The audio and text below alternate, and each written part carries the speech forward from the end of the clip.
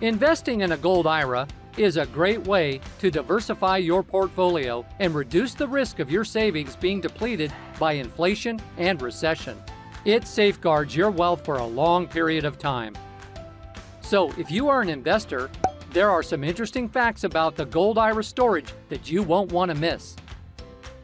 Full disclosure, this information may not all be accurate, as market and policy changes may happen from the time this video has been published.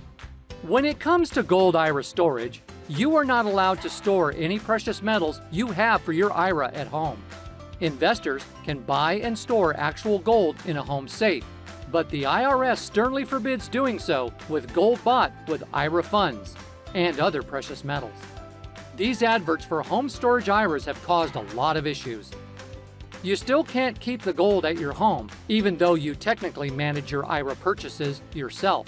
It must be kept in the company's name in a safe, depository place, such as a safety deposit box.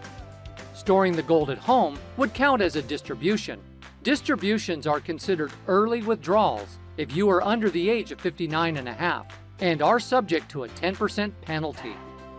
The precious metals you invest in must be stored in an approved depository, which your custodian will recommend. If you want to select independently, ensure it meets all the IRS requirements. This is why it's important to open a Gold IRA with a reputable financial institution.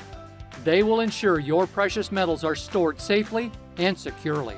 If you'd like to learn more, you can get a free Gold IRA Kit by visiting the website shown in this video or in the description.